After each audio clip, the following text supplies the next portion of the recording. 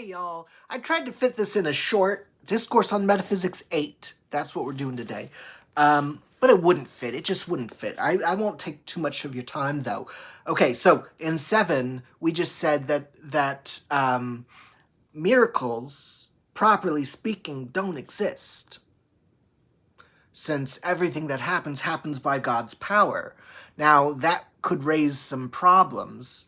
So, 8. To distinguish the actions of God from those of creatures, we explain the notion of an individual substance. This gets weird. This gets weird. An individual substance. And this is some of the most interesting stuff in Leibniz. All right, let's just start reading, and then we'll comment as we go. It is rather difficult to distinguish the actions of God from those of creatures.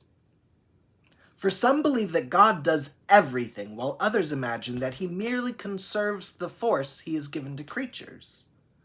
What follows will let us see the extent to which we can say the one or the other.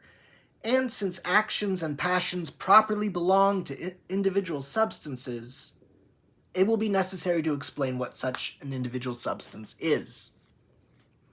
It is indeed true that when several predicates are attributed to a single subject, and this subject is attributed to no other, it is called an individual substance. Now, we're talking about predication, okay? Think about the linguistic form of truths, right? Truths that you can state. The cat is asleep. The cat is on the bed. There's a subject, the cat, and there's a predicate, something said of the cat, asleep, on the bed. So,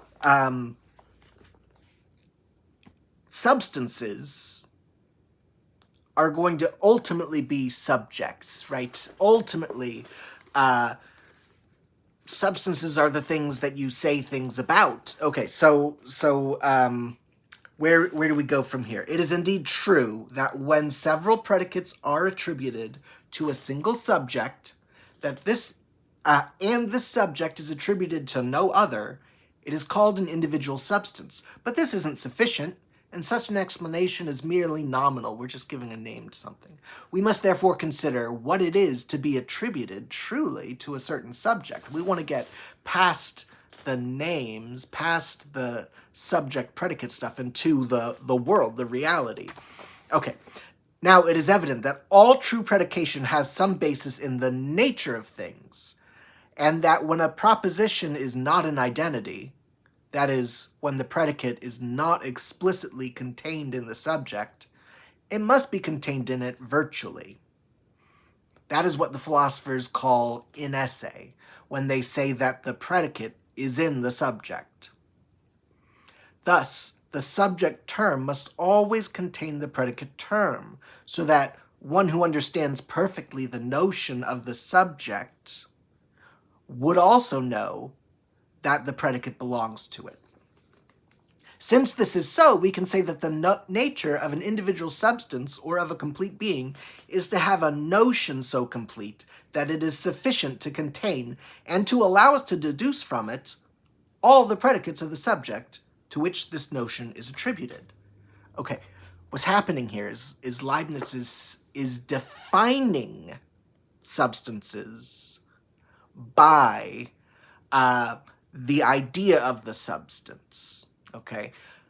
Substances are such that there is an idea, a concept, that includes, that you can derive from every property that's true of that subject, every statement that's true of that subject, every predicate. So that I'm seated here talking to you now, somehow, for me to be a individual substance, somehow that means that there's an idea, let's say an idea in the mind of God, that includes every truth about me. Okay. So, we can say that the nature of an individual substance or of a complete being is to have a notion so complete that it is sufficient to contain and to allow us to deduce from it all the predicates of the subject to which this notion is attributed.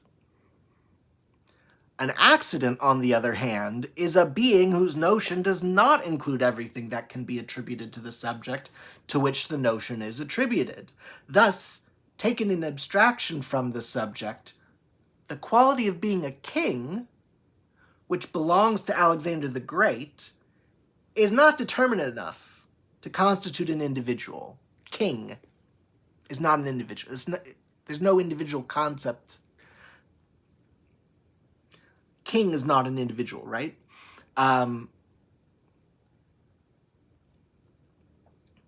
Is not determinate enough.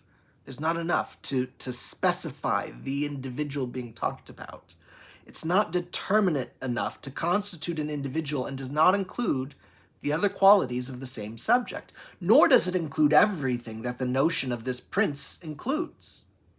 On the other hand, God, seeing Alexander's individual notion, or hikaidy, the idea of Alexander in the mind of God, maybe, sees in it at the same time the basis and reason for all the predicates which can be said truly of him. For example, that he vanquished Darius and Poros. He even knows a priori and not by experience whether he died a natural death or whether he was poisoned, something we can only know through history. Thus, when we consider carefully the connection of things, we can say that from all time in Alexander's soul, there are vestiges of everything that has happened to him, and marks of everything that will happen to him, and even traces of everything that happens in the universe, even though God alone could recognize it all. In each substance, vestiges of what has happened, marks of what will happen, and traces of everything that happens in the universe. All in one. So these individual substances for Leibniz, they're kind of like the whole of reality from one point of view. The whole of reality from one point of view. All right, we'll stop there.